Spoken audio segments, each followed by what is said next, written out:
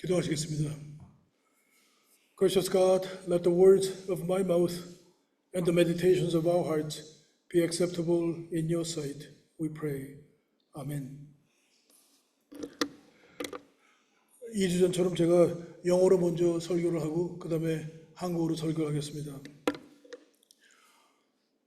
I'd like to invite you to think about those who made a difference in your life so that when you think about your events in your life, you think about before you met the person and after you met the person.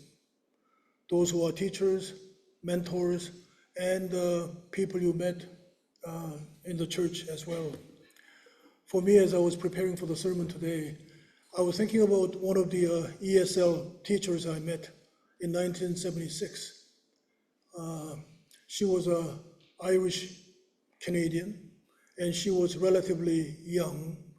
And through meeting Mrs. Walker, I've learned a lot about English culture, especially Irish, as well as what it is to pursue studying. And she also shared with us a bunch of teenagers from outside of Canada trying to learn the language to survive. She said that she was one of the first ones from her family to go to a university. And it was through meetings like her that I learned about pursuing studies and continuing to learn about one another rather than simply getting the knowledge. So if you were to take some time to think about those you meet, what are the kind of things that you would like to share with them? What would you say to them? And what are the kind of memories do you have? And the question is, all those things that you have received from them, how do you continue to share those things that you have received with those that you meet in the future? The passage that was read today, most of us, it's easier to simply think that this happened about 2,000 years ago at an event or few events. But what if we listen to the words in this way?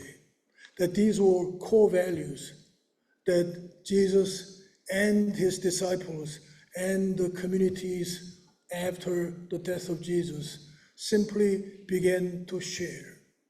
So when they thought about their own life and ministry, these were the 8 values through which they could discern about their own faith and their own life. During the time of Jesus, there are a lot of similarities between what happened to the Jews and Hebrews during the time of Jesus and what happened to Korean Peninsula throughout the history.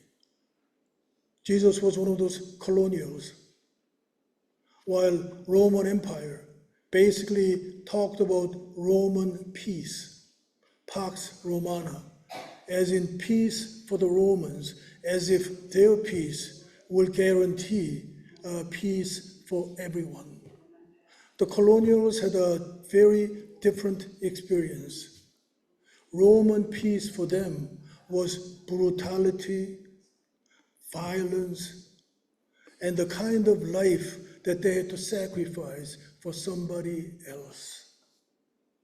And there were so many prophets and teachers who began to speak about freedom and liberation, sometimes through violent means, sometimes through the words which will change people's attitude. And a young rabbi arrives, and he begins to talk about 8 blessings, the kind of things that we experience in our own life. But rather than simply telling people to get those, he begins to turn the message around and share the message in a different way. For those of you who are poor, you will be a source of blessing. Since you know what it is like to be hungry, you can be the source of feeding those who are hungry. Those of you who are being marginalized, you know what it is like So rather than simply accepting those as conditions through which you have to live through, or simply being angry or pointing at somebody else as their problems or their faults, be a source of healing for others. When we look at our own context in Canada, as I was thinking about the life in the 1970s when I arrived and life today, there are a lot of things that I miss in some ways, and there are a lot of things that changed for the better and sometimes for the worse. I think in the 1970s when I arrived, my uncle basically said, we're living in a country where everything is so fair that regardless of how wealthy or poor you are, you go to same store, same grocery store, and buy the stuff. And we talked about egalitarian values. Rather than simply pursuing wealth, this is a country that was established based on a lot of socialist ideas so that we look after the poor. When I used to travel, even in 1980s, across the globe, the idea was to have a Canadian flag, knowing that people around the globe will respect us as a country that stood for fairness. A country, rather than sending troops for war, our government decided to basically send peacekeepers. That was the way Canada was embraced and understood. And the Olympics in the 70s and 80s, even getting one medal was a big deal for us. But when we look at our situation today, we expect our athletes to win as many medals as possible, nothing but the best. We have moved so far away in many ways from our socialist principles that we have become quite close to the southern neighbors. I remember attending a meeting in Latin America, Argentina. And one of my colleagues from Argentina shared the story. You know, Richard, a few years ago, Bank of Nova Scotia decided to shut down all the branches across Argentina. And people couldn't take the money out, and everybody lost a lot of money. This is one of the things that your banks are doing. And then they talked about mining companies from Canada, basically plunging wealth from Argentina and other parts of the globe. I began to notice that over the years, the values that we used to espouse as Canadians began to erode. And most of my colleagues around the globe will simply gently remind me that to us, there's not much difference between you folks and the Americans when it comes to imperialism, when it comes to money. Some things have changed for the better. Some things, for those of us who are living in Canada, ought to think about our own privileges and how we come across to our global neighbors. Jesus began to speak about liberation in a different way. He began to talk about embracing ourselves as children of God, so that once we begin to pursue our own freedom, we will begin to understand the value of freedom for everyone. Rather than pursuing our own personal happiness or wealth, he kept sharing this idea that God continues to invite us to pursue freedom and well-being for everybody. For those who are privileged, we can take it in an esoteric way by saying that poor in spirit, free yourself, empty yourself. Carl Jung a psychoanalyst, once talked about life in this way. There are two parts of life. First phase is about getting things. The second phase, if you are fortunate enough to move into the second phase, is to letting go. Confucius said a similar thing more than 1,000 years ago, before Carl, saying that there's only one life, and the second life begins when you realize that there's only one life. How do we pursue the gospel of Jesus Christ in our own way? As I was thinking about this, and as I was thinking about the Korean part of the sermon, I came across this interview by a man named Yu Shimin. And then most of the Koreans will know him as a politician and a thinker and a writer. And he happens to be about my age. And this is what he says about his own experience of being a student in the 1980s. He was captured, he was raided and captured by military police and secret police. And he and about 8 others were waiting to be interrogated before the sentencing. He says they were tied and they were sitting in the chair in a small room, perhaps a room that's smaller than this, before the prosecutor will have a sentencing part. He says there was a basic despair and silence. And while they were waiting, while the guards had guns to guard them, somehow a butterfly flew into the room. And after a few minutes, they began to realize that butterfly kept hitting the window to get out.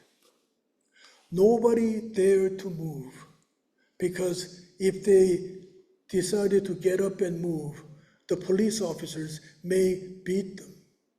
And while everyone was frozen in fear and in silence, he heard a noise from behind him. Somebody decided to simply stand and get up and pass by the military officers, policemen who were guarding them. And he went to the window, picked up the butterfly, and he was able to carry it to the door and release it. He said he was so moved by that incident that when he gets out of jail, he will visit him and find out what it means to have freedom and what it means to live through fear. He found out that this young man was a Catholic priest or someone who was studying to become a priest. And when he was released from jail, he decided to visit his home. The priest was away, but his older brother, who was working with the poor, was at home. And when he asked him, and he told the story, and says, if that's what I can get from becoming a Christian person, I'd like to pursue faith. And his older brother told him that fear cannot be overcome, even with faith. What we do is that we continue to live through fear. If that is what you're looking for in church, you might be able to find an answer. But if you think you can live without fear by having faith, you may fail from that quest. As we think about the words of Jesus, about liberation of Korea, about all those things that we seek, perhaps one of the things that we can pursue is to become a source of those things that we are seeking. For those of us who are feeling lonely and feeling neglected, what if we turn ourselves around and begin to connect with those who are lonely and feeling marginalized. The kind of pains that we have experienced in our life. What if we turn around and become a source of those things that our neighbors are seeking? Because we know what it's like to be lonely. We know what it's like to seek love. More than 2,000 years ago, a young rabbi had a very simple message.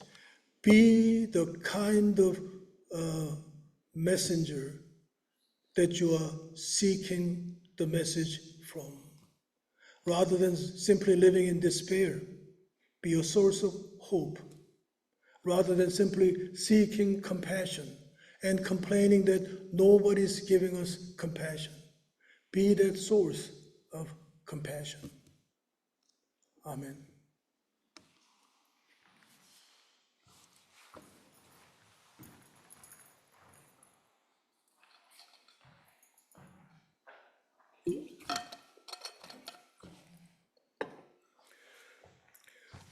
지난주에서 와서 설교를 하고 난 다음에요.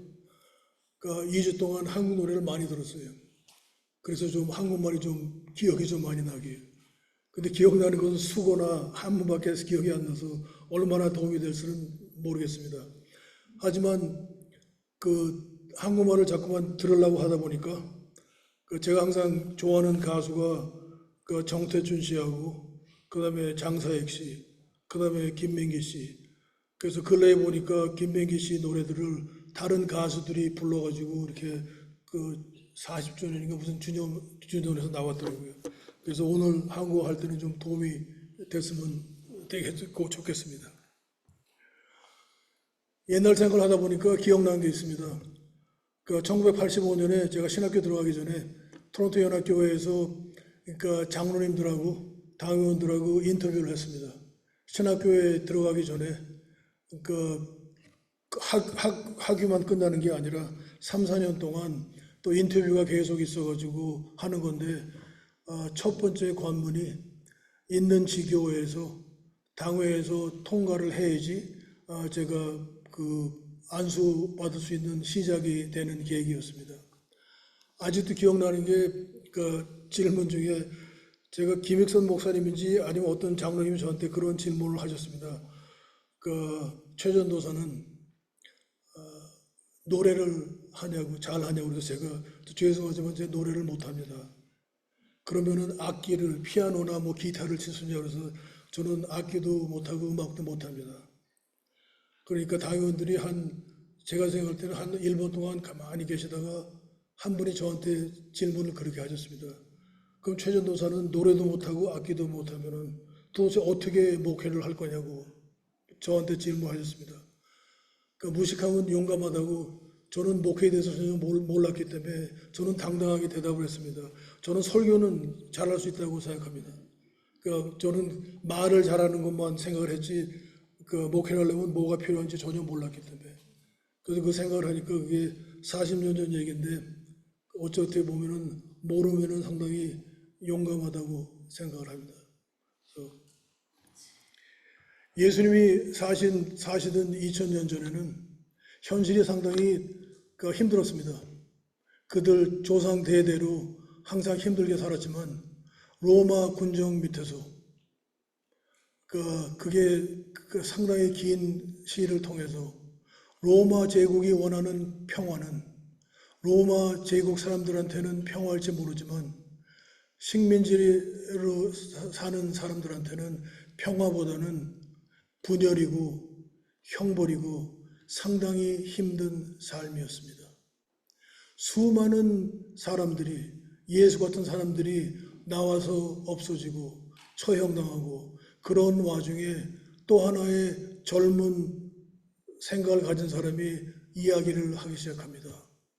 하지만 그가 얘기하는 것은 다른 사람들과 공통점이 상당히 많았지만 듣는 사람들은 새로운 삶의 계기가 되는 그러한 계기가 되었었습니다. 예수는 힘든 말을 하는 것보다는 간단하고 쉬운 얘기를 많이 했습니다. 오늘 말씀하신 것은 가만히 들어보면은 한두 번 예수님이 그냥 설교한다고 이해하는 것보다는 그 사람의 목회 전체에서 그리고 몇천 년이 지나면서 우리 기독교인들한테 불교로 말하면 하나의 공안이라고 볼 수 있는 것 같습니다.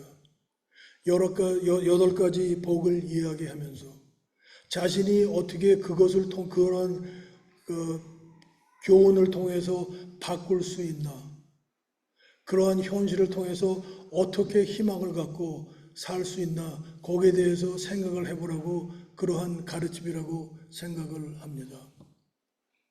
저희가 현대에 살면서 제가 설교를 준비하면서 70년대 이민 왔을 때하고 지금을 많이 비교를 해봤습니다. 아직도 생각이 납니다. 삼촌이 이민을 왔을 때 그 첫 주에 만나서 얘기하시는 것이, 내 친구들은 그 당시에 그분들이 30대였는데 캐나다나 미국에 이민 온 것은 고기를 먹기 위해서, 소고기를 먹기 위해서 왔다고. 그리고 캐나다는 한국보다는 많이 달라서 아무리 가난하든지 아무리 부자든지 우리는 똑같은 쇼핑몰에 가서 쇼핑을 하고 상당히 평등한 사회에서 산다고 말씀을 하셨습니다. 몇십 년 지난 지금 생각을 해보면 캐나다도 상당히 많이 바뀐 것 같습니다. 가난한 사람들을 중심으로 해서 어떻게 하면 좀 더 많은 사람이 나은 생활을 하고자 하는 그 생각보다는 미국과 상당히 가까워지면서 좀 더 부자들은 편하게 살고 가난한 사람들은 계속 동떨어지고 외롭게 사는 그러한 사회로 전락하는 것 같습니다. 이민자로서 살면서 잘 살기 위해서, 잘 먹기 위해서 사는 것이 결코 나쁜 것은 아니지만 만약 그것이 인생의 궁극적인 목표라고 생각하면 제 생각에는 충분하지는 않다고 생각합니다. 예수님 당시에도 마찬가지였습니다. 부자들은 몇몇 있었지만 대부분 가난한 사람들이었고 로마 군정과 함께 도시화되는 사회가 되면서 가난한 사람들은 땅을 잃고 도시로 오면서 전부 다 거지 같은 생활을 하는 그러한 사회였습니다. 많은 사람들이 혁명을 이야기했고 많은 사람들이 뭔가 바뀌어야 된다고 얘기를 했고 많은 사람들이 투쟁을 해야 된다고 얘기를 했지만 예수는 그것만이 아니라 우리가 우리 자신의 본질을 바꾸지 못하면 세상을 바꾸지 못한다는 그러한 이야기를 했습니다. 우리가 말하는 팔복은 어떻게 보면 상당히 비관적인 얘기로 들을 수도 있습니다. 현실이 그러니까 그냥 받아들이고 살고 그냥 죽으면 천당 가는 얘기로 들을 수도 있습니다. 하지만 생각을 잘 해보고 잘 들어보면 예수님이 말씀하신 것은 약간 다릅니다. 가난한 사람한테 복이 있는 것은 가난해서 복이 있기 때문에 계속 가난하게 사는 것이 아니라 가난한 상태가 어떤지를 알기 때문에 남들을 가난해서 벗어나는 생활을 하게 도와줘야 된다는 말씀이었습니다. 힘들게 사는 사람들은 현실이 그러니까 그냥 보는 것이 아니라 그 사람들이 힘들게 살지 않게 도와주는 것은 하나님의 현실이 우리를 통해서 우리 이웃에게 전달되는 그러한 말씀을 하셨습니다. 제가 이 준비를 하면서 생각하는 게 예전에 70년대, 80년대만 해도 토론토 한인연합교회는 아니면 연합교회 교단은 그냥 빨갱이 교회라고 많은 교인들이 이야기를 했습니다. 시간이 지나고 난 다음에 한국이 군정에서 벗어나고 나서 아직도 답답한 것은 특히 예수 믿는 사람들은 무조건 믿고 죽고 천당 가는 것밖에 얘기를 하지 않기 때문에 현실에 전혀 도움이 되지 않고 사람의 삶에 도움이 되지 않는 얘기를 계속 하는 것에 대해서 실망이 크다고 생각합니다. 하지만 우리 자신이 바뀌면서 우리 자신이 필요한 것만 얘기하는 것이 아니라 과연 우리의 고통을 승화시켜서 다른 고통하는 사람들을 어떻게 해방을 시키는 걸 생각하는 게 우리의 신앙의 자세라고 생각하면 좋을 것 같습니다. 해방이니까 좀 모험을 하겠습니다. 저희들이 36년 동안에 일본의 군정을 생각하면서 당한 게 상당히 많고 슬픈 게 많고 저희 민족에게 일어난 수많은 시련이 있습니다. 하지만 80년이 지난 다음에 제 생각에는 지식층이나 특히 예수를 따르는 사람들은 이러한 생각을 해봐야 된다고 생각합니다. 해방이 된 다음에 우리가 얼마나 바뀌었나?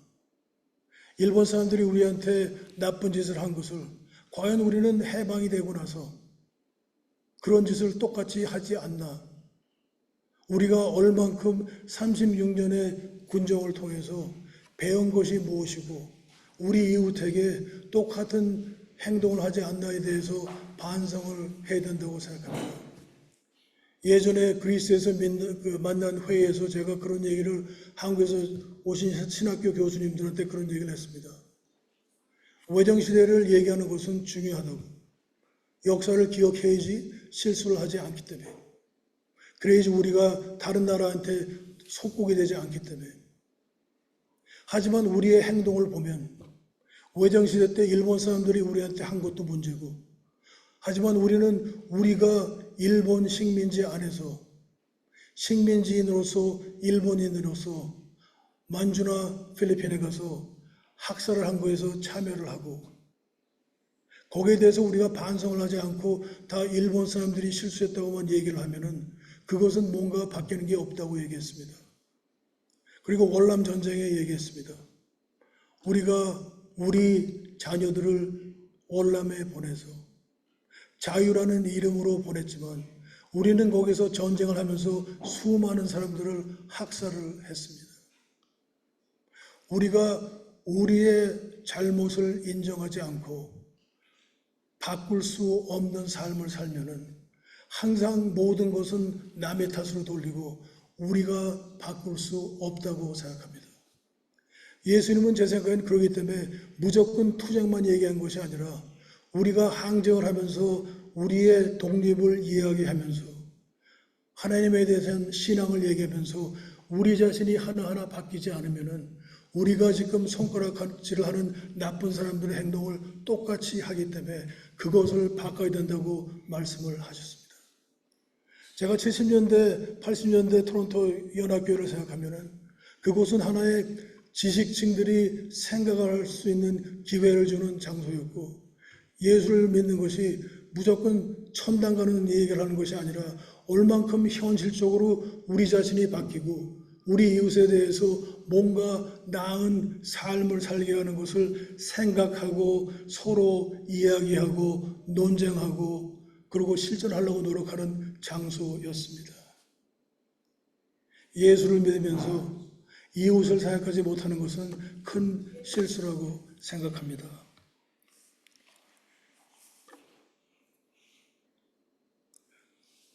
제가 한 17살인가 18살 때 전도사가 되기 전에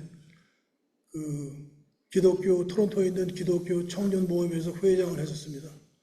그래서 한 번은 수양회를 갔는데 너무 일하다가 지쳐가지고 이제 다른 동료들이 토론을 하는 동안에 제가 좀 쉬려고 연못가에 가서 카누가 있는데 저는 탈지도 모르고 수영할지도 몰랐는데 그냥 타고 그냥 호수 한가 중간에 가면 어떨까 생각해서 호수 중간에 가서 가만히 좀 평화를 누린다고 생각하면서 새로운 것을 많이 느꼈습니다. 물은 멀리서 보면 상당히 잔잔한 것 같지만 그 배를 타고 호수에 있으면 항상 움직입니다. 그리고 돌아오려고 생각하다가 실수를 해가지고 카누가 뒤집어져가지고 수영도 할 줄 모르고 청바지로 밑에를 다 입었는데 그냥 생각나는 것은 여기서 당황하면은 죽으니까 하나 둘 천천히 쉬면서 수영하고 나면은 나갈 수 있다고 생각해서 어떻게 운이 좋게 호수 중간쯤 돼서 바깥에까지 나왔습니다. 앉아서 쉬면서 하나님한테 감사하는 것도 그렇지만 상당히 겁도 나고 근데 조금 앉아 있다 보니까 이렇게 노을이 질라고 그럴 때 갑자기 그런 생각이 났습니다. 내가 삶을 사는 게 내가 나이가 들고 난 다음에 인생을 돌아볼 때 지금 보는 것처럼 호수 중간에 있었을 때는 물이 상당히 그러니까 움직이고 여러 가지 문제가 있었는데 호숫가에 앉아서 그 호수를 보면서 잔잔하게 생각하는 것처럼 나도 내 인생을 돌아볼 때 그렇게 볼 수 있으면은 좀 훌륭하게 살았다고 그런 생각을 해봤습니다. 여기 많은 분들이 저보다 연세가 훨씬 많고 제 아버님 뻘 되는 분도 계시지만 여러분들도 그런 생각을 하셨으리라고 생각합니다.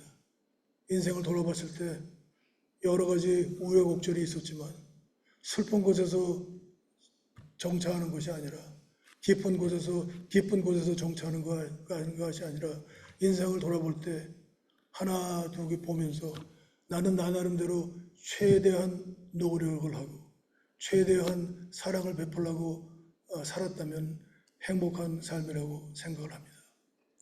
설교를 마치기 전에 제가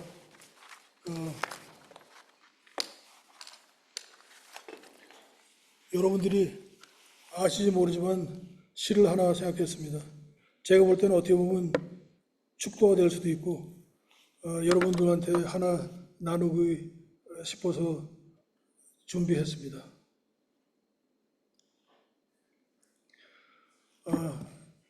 천상병 씨가 쓴 귀천이라는 시입니다. 저는 이것을 읽으면서 하나의 그 전환점이라고 생각하는 게 나도 삶을 이렇게 볼 수 있다면 훌륭하게 살았다고 생각을 해봤습니다. 그래서 여러분과 나누고 싶습니다. 귀천. 나 하늘로 돌아가리라. 새벽빛와 닿으면 쓰러지는 이슬 더불어 손에 손을 잡고 나 하늘로 돌아가리라. 노을빛 함께 단둘이서 기슭에서 놀다 구름 손짓하면은 나 하늘로 돌아가리라.